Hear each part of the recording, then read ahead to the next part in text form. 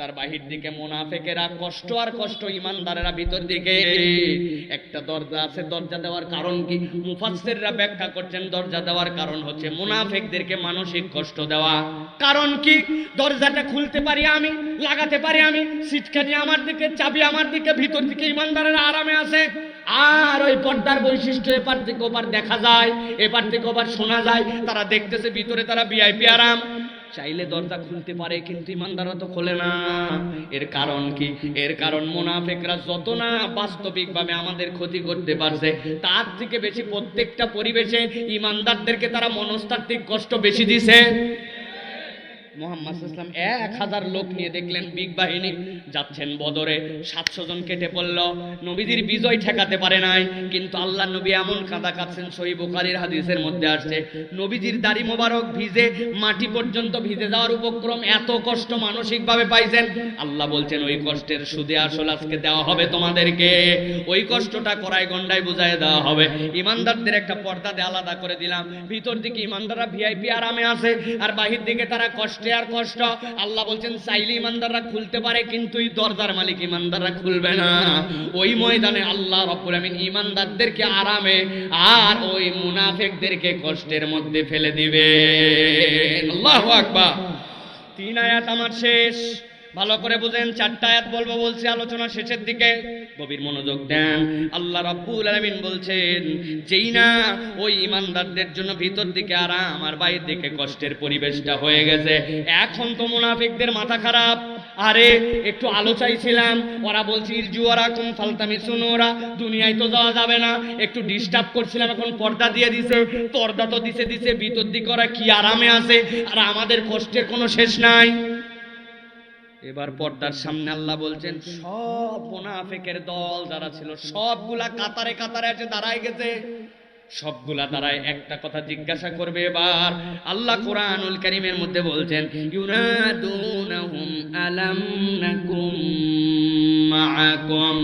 সব মুনাফিক দাঁড়ায় বলছে এই ইমানদারেরা একটা কথার উত্তর দাও। কি কথা?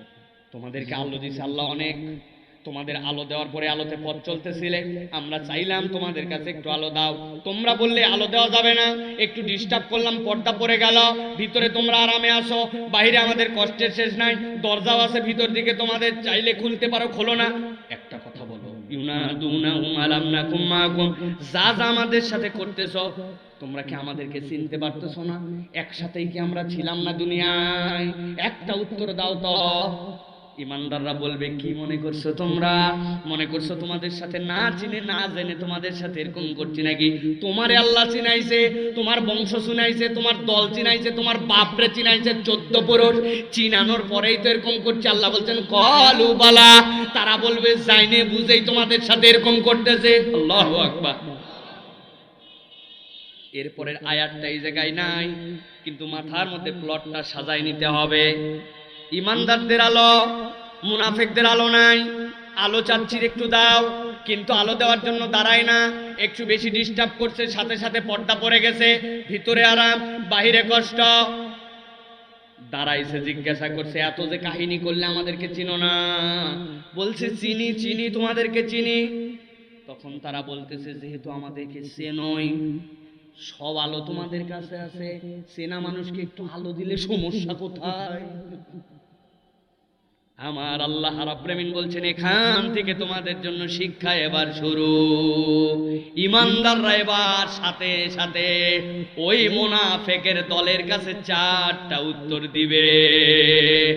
আল্লাহ রাব্বুল আমিন বলছেন ইমানদারদের সাথে সাথে তাদেরকে বলতে শুরু করবে ইউনাদুনাহুম আলাম নাকুম মাআকুম ক্বালু বালা ওয়ালাকিন্নাকুম ফাতানতুম আনফুসাকুম وتربصتم وارتبتم وغرتكم الأماني حتى جاء أمر الله।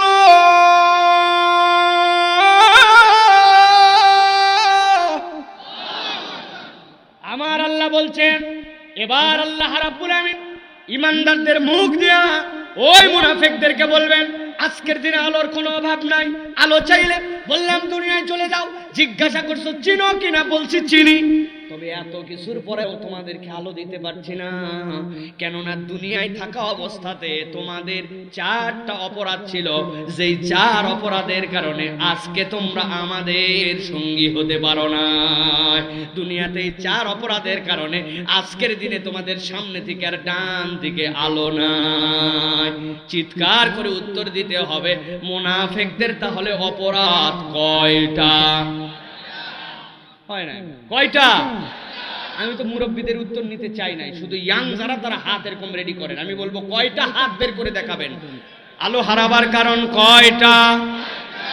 হাত নামান, একসাথে তুলেন। আলো হারাবার কারণ কয়টা? আবার নামান। হাত যাদের উঠে নাই আবার তোলেন। আলো হারাবার কারণ কয়টা? অনেকে চিন্তা করতে, হুজুর কি শুরু করলো না ভাই?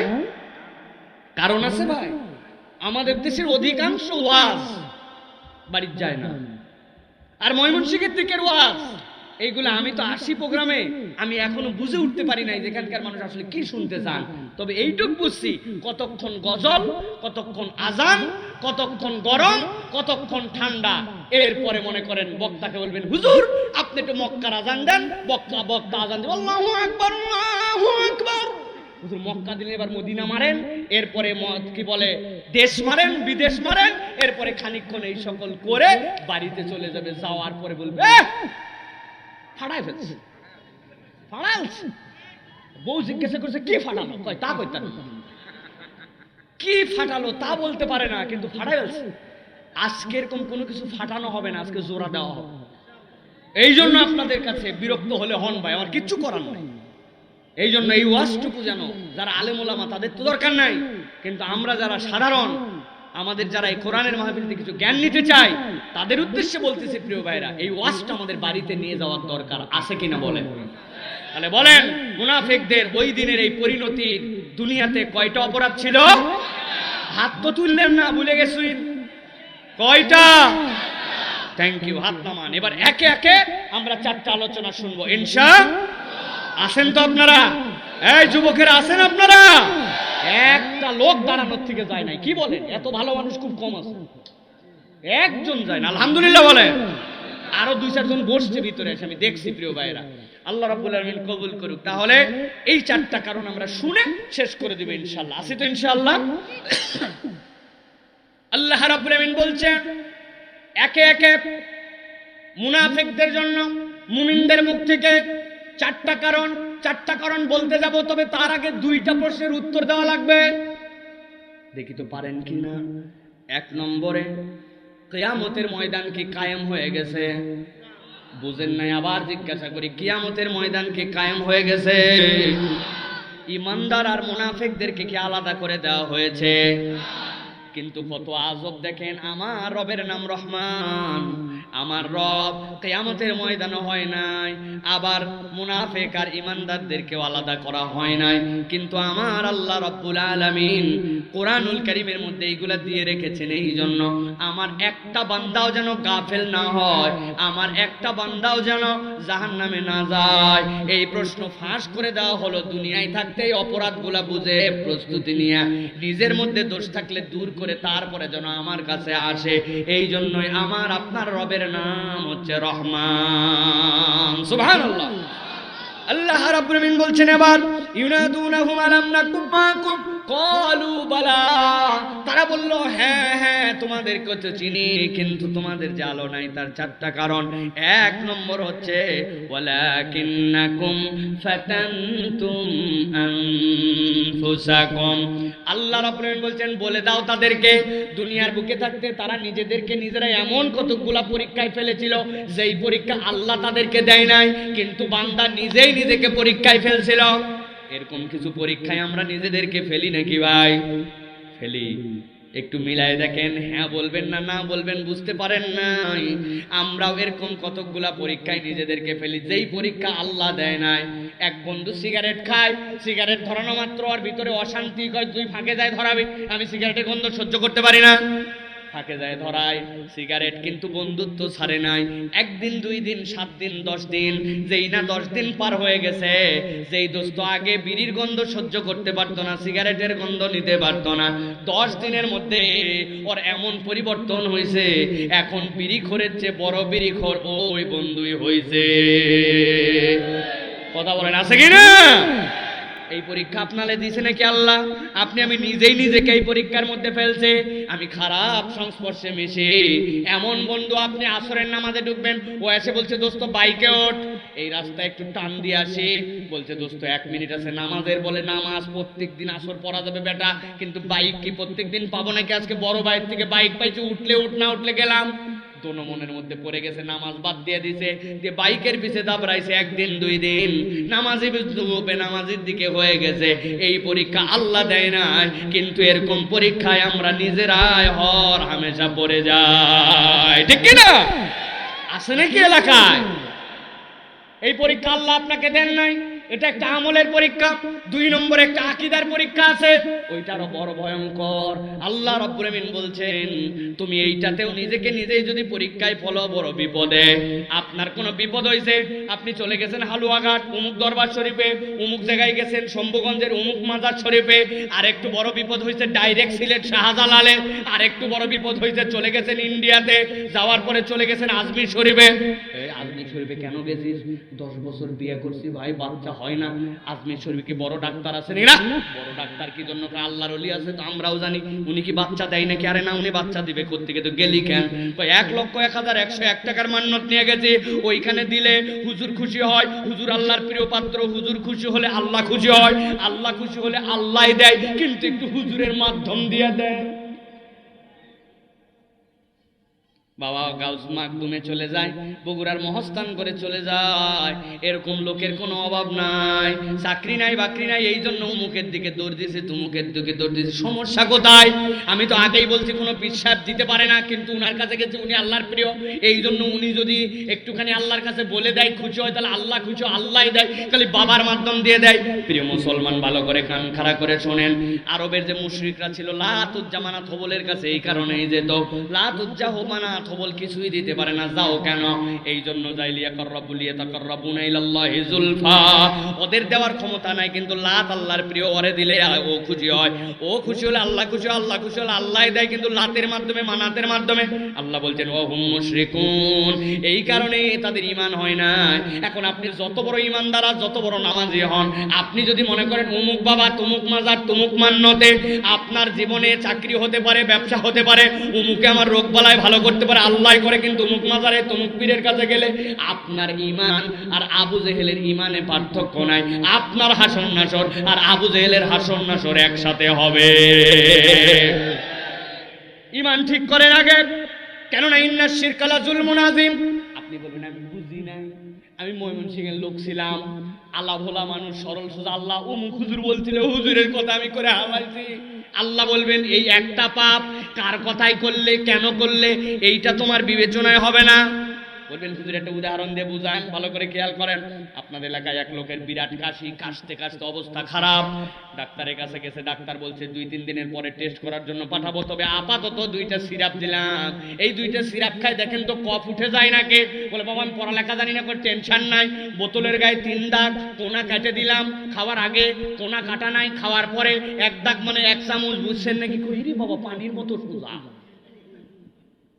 ওষুধ নিয়ে বাড়িতে চলে আসছে, রাত্রেবেলা 2 চামচ খাইছে ঢকাঢক, খাওয়ার পরে ওষুধটা জানালার উপর রেখে দিয়ে শুয়ে পড়ছে। সকালবেলা আবার কঠিন কাশি উঠছে, এমন সময় ওষুধ খাবে, আল্লাহর কি কাম। সকালবেলা উনার ছেলে আবার ছোট্ট বেগুনের ক্ষেত করছে, অল্প একটু সিম লাগাইছে, অল্প একটুখানি লাগাইছে আদর শীতের সবজি, ওইগুলো একটু পোকা ধরছে, ওই ইন্ডিল স্প্রে করছে করে বোতলটা, যেইটা ওই বোতলটা নিয়েছে জানলার পাশে, যেখানে সিরাপ হওয়ার পাশে রেখে দিছে। উনার তো কাশির কাশি, ছোট বাচ্চা ওনার একটা আছে বাড়িতে, তারে বলছে মা আমার একটু ওষুধ আনি দিতে পারবি কিনা? ও তো লাভ দিয়ে উঠে চলে গেছে, ছোট মানুষ কথা শোনার জন্য আস্তের লাভ দিয়ে যায় ঢালছে, কিন্তু ঢালাটা সিরাপের না, ঢালাটা ইন্ডিলের থেকে 2 চামচ আনার পরে বাপের কাছে দিছে। ইন্ডিলের একটা গন্ধ আছে, কিন্তু উনি কাশির ঠেলায় না বুঝে মারে দিছে। খাওয়ার পরে বুঝছে হায় হায় এটা তো কাশের সিরাপ না, ইন্ডিল শরীফ। বুঝে থাকলে বলেন তো, ভুল করে যদি 2 চামচ ইন্ডিল খাইয়ে ফেলে তাহলে ওই রোগীর কি উপকার হবে না আরো ক্ষতি হবে? কথা বলেন ভাই, উপকার না ক্ষতি? কিসের ক্ষতি হবে? পড়ালেখা জানে না, মূর্খ মানুষ, মাসুম বাচ্চা দিছে, নিয়ত সহি ছিল, তাও কি বিষে কাজ করবে? বিষের জায়গায় কাজ করবে। ভালো করে বোঝেন। অমুক বাবা বলছিল, তমুক হুজুর বলছিল, আমি বুঝতাম না। একটা কথাও মানা হবে না শিরকের ক্ষেত্রে। ইন্না শিরকা লা যুলমুন আযীম। আপনাকে নিজেই পরীক্ষায় ফেলা যাবে না, আপনার ঈমানকে বিশুদ্ধ রাখতে হবে। এই জায়গায় যদি ঝামেলা বাঁধান, ওয়ালাকিন্নাকুম ফাতানতুম আনফুসাকুম, এই পরীক্ষা আল্লাহ দেয় না, এই পরীক্ষায় নিজেই নিজেকে আমরা যদি ফেলি, ওই দিন যাওয়ার পরে আলো পাওয়া যাবে না। ঠিক কি না? মুসলমানরা সবাই একদিকে, ওলামায়ে কেরাম মুনাফিকের পরিচয় দেয়, মুসলমানের পরিচয় দেয়, কিন্তু তারপরেও তোমার মনের থেকে নেফাকি যায় না কেন? এটা তো আল্লাহ পরীক্ষা দেয় নাই, তোমার অন্তরে সমস্যা। ঠিক কি না? আপনি ওই দিন যাওয়ার পরে বলে আল্লাহ বুঝিনি বললে ডবল বাম্বু, বুঝছি বললে একবার, এটা 1 নম্বর কারণ। অতএব ভালো করে মাথার মধ্যে ঢুকাই নেই আমরা, আল্লাহ দেয় না এরকম কোন পরীক্ষার মধ্যে নিজেদেরকে ফেলা যাবে না। এবার ইমানদাররা বলবে, ও মুনাফিকের দল, আলো যে চাইলি আলো পাইলি না, তোদের 2 নম্বর অপরাধ কি ছিল? ইমানদাররা বলবে, ওয়া তারাব্বাসতুম, তোমাদের 2 নম্বর অপরাধ ছিল ভয়ঙ্কর অপরাধ। তোমরা দুনিয়ার বুকে আল্লাহর দিকে আসার ক্ষেত্রে সব সময় কেবল দীর্ঘসূত্রিতা করেছ, অপেক্ষা করছো, কথা শুনছো আর মানছো, এরকম হয় নাই। অজুহাত দেখায় দেখায় আল্লাহর দিকে আসতে তোমরা অপেক্ষার প্রহর গুনেছ। এই অভ্যাস কম বেশি প্রত্যেক মুসলমানের মধ্যে আছে কিনা? ইমাম সাহেব হাত ধরছে, মুসল্লি একটা ছোট পাইছে 12-13 বছর, বাবা মসজিদে আসরের নামাজ হচ্ছে, নামাজ পড়বি চল বাবা, মুসলমানের ছেলে না? হ্যাঁ। 10-20 ধাপ হাঁটে গেছে, তালে তালে যাওয়ার পরে হুজুরে অবাক করে দিয়ে জিজ্ঞাসা করছে, হুজুর একটা কথা বলেন তো। কি কথা রে বাবা? আজকে কি বার? বলছে, আরে তোকে নিয়ে যাচ্ছি নামাজে, তুই শুনিস বার বিষয় কি? আজকে মঙ্গলবার। কই হুজুর শোনেন, বুধবার, বৃহস্পতিবার, জুম্মার দিন থেকে দেখেন কেইসা নামাজ আমি ধরছি। কি রে তোর মঙ্গল কি হলো, বুধ কি হলো, তুই শুক্রবার থেকে ধরবি কেন? আল্লাহর কসম দেখেন, উনি এরকম করে শুক্রবার পর্যন্ত ঠেলে নিয়ে যায়। শুক্র টু শুক্র পার হতে হতে জীবনের একটা বয়স পার হয়ে গেছে, তারপরেও ঠিকঠাক মতো নামাজ পড়ে না, আল্লাহর দিকে গেলে ঠেলতে থাকে। এইরকম মুসলমান আছে কিনা? ভাই কথা আসতে বলবেন না, ঠিকঠাক মতো বলেন, আছে কিনা? সামনে রমজান থেকে দেখেন কেমন হুজুর আমি হই। ও বাবা, রমজান আসতে আরো 3 মাস, এইগুলোর হিসাব তোর কে দিবে রে ভাই? কিন্তু রমজান পর্যন্ত ঠেলে নিয়ে যায়, বয়স তো হয় নাই। ইনশাল্লাহ খালি হজ একবার করে, এই তো হজ করতে যাব ইনশাল্লাহ 60 বছর বয়স হলে, দেখেন হজের তারপর কেইটা হুজুর হই আছে না? এর আগ পর্যন্ত আপনি হজ করলেন না কেন গেলেন না? কয় দুনিয়ার এখনো কিছুই শেষ করতে পারি নাই, এখনই যদি হজ করি তাহলে হজ ধরে রাখবো কেমনে? আমি ছোটবেলায় হজে গেছি, অনেক দিন আগে, আজ থেকে প্রায় 20 বছর আগে, 20-এরও বেশি, 22-23 বছর আগে হজে গেছি। প্রথম যখন হজে গেছি, এয়ারপোর্টে যাওয়ার পরে যারাই আমাকে দেখে আদরও করে, আবার অবাকও হয়। কয়জন মুরব্বী আমাকে মিলাই জিজ্ঞাসা করছে, কি চাচা? কই বাবা তুই হজে যাবে? বললেন জি। কি দুঃখে? কি দুঃখে মানে আমার আব্বা আমাকে নিয়ে যাচ্ছে। বলছে কি জন্য? বলে আমি অবাক হয়ে গেলাম, আমি হজে যাচ্ছি, খুশি হবেন? আমরা তো খুশি, কিন্তু একটা জিজ্ঞাসা আছে বাপ, তুই হজ ধরে রাখবি কিভাবে? আমি বললাম 2টা বড় বড় ব্যাগ নিছি। আসলে তো ব্যাগ নিছি আমি বই কেনার জন্য, কিন্তু ওরা জিজ্ঞাসা করছে কেমন করে হজ ধরে রাখবি? আমি বললাম বড় ব্যাগ। কয় আরে ব্যাগ কল, এখনো বিয়ে করিস নাই, ব্যবসা শাদী হয় নাই, বাচ্চা কাচ্চা হয় নাই, কত মিথ্যা সত্য হে সেই, আল ঠেলা, জমি ঠেলা, বাড়ি করবি, সানসেট ঠেলা, ড্রেন ঠেলা, কত কিছু বাকি আছে, তুই হজ ধরে রাখবি কেমনে? দেখতেছিস না আমরা 60 বছরে সব দুনিয়া শেষ করে আসার পরে একবারে সলিড হাজির আছে না? আপনি আপনি অপেক্ষা করালেন আর অপেক্ষা করালেন, কারে আপনি ভূগোল বুঝ দেওয়ালেন? আমার আল্লাহ বলছেন ওয়া তারাব্বাসতুম, এই অপরাধের কারণে কিয়ামতের ময়দানে যে আলো হারানো লাগতে পারে, ধরবনি করবনি ছাড়বনি করতে করতে হায়াতের একটা সময় পার হয়ে গেল, এখন পর্যন্ত আল্লাহর দিকে আসলো না।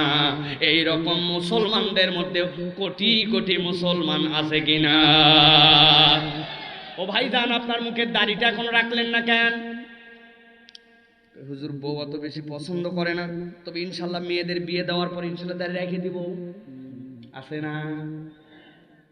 আপনার দাড়ি এখন পর্যন্ত উঠলো না, আপনি ভাবতেছেন আমি স্মার্ট লাগে এইটাতে, কিন্তু নবীরা সবাই দাড়িওয়ালা, সাহাবীরা দাড়িওয়ালা, একজনও দাড়ি কাটেন নাই। এটা শায়রুল ইসলাম, ইসলামের একটা নিদর্শন। আপনি ধরবনি করবনি বলে কোনো দুনিয়ার স্বার্থ নাই, আপনি দাড়িটা কেটেই গেলেন আর অপেক্ষা করালেন, ওই দিন যাওয়ার পরে টের পাওয়া যাবে। এই কারণেও হয়তো আলো হারানো লাগতে পারে, ঠিক কি না? আমাকে একজন বলছে প্রত্যেক হুজুর খালি দাড়ির ওয়াজ করে, কেন আর কোনো ওয়াজ নাই নাকি? দেশ নষ্ট হয়ে গেল, খারাপ হয়ে গেল, কত কি হয়ে গেল, ভোট হবে কি হবে না, এগুলো ওয়াজ পারেন না? আমি বলছি ভাই, এই ওয়াজের একটা কারণ আছে, আপনাদের কাছে গোমরটা ফাঁস করে দেই। কি কারণ? আমি ওসিয়ত করে গেছি, মারা যাওয়ার পরে এই যে আমার ভাইয়ের হাতে পাগড়ি দেখতে পাচ্ছেন, ভাই ওসিয়ত করে গেছে, মারা যাওয়ার পরে সারা জীবন নামাজ পড়ছি পাগড়ি পরে, আমার মাথায় পাগড়ি দিয়ে খবর দিবি আর জুব্বা ছাড়া কিন্তু নামাবি না। আপনারা মানবেন ভাই মরার পর? কেন এত মন আপনাদের কষা কেন? একটা লোক পাগড়ি পড়তে বলছে, ওই কি উল্টা টাই পড়তে বলছে নাকি পাগড়ি আর জুব্বা তাও দিবেন না? বলবে হুজুর এই সকল ভাব চক্করে কথা বাদ দেন, কবরে নামানোর সময় কি কি ড্রেস পরার লাগবে এটা নিয়ম কানুন আছে, এটা পাগড়ি কোনো ড্রেস না, ওই সময় জুব্বা ড্রেস না, যা পরে পড়ুক, ঠিক কি না? এই কথা বলার কারণ, আপনার কবরে আপনার সাথে কোনো ধরনের সুন্নত যায় না রে ভাই। আপনার জুব্বার সুন্নত নাই, পাগড়ির সুন্নত নাই, আপনার কোন রকম অন্য সুন্নত নাই, কিন্তু একটা সুন্নত আপনার সাথে যাবে। কবরে যাওয়ার পরে জিজ্ঞাসা করছে আপনাকে, মান রব্বুকা ওয়া মা দীনুকা ওয়া মান নাবিয়ুকা।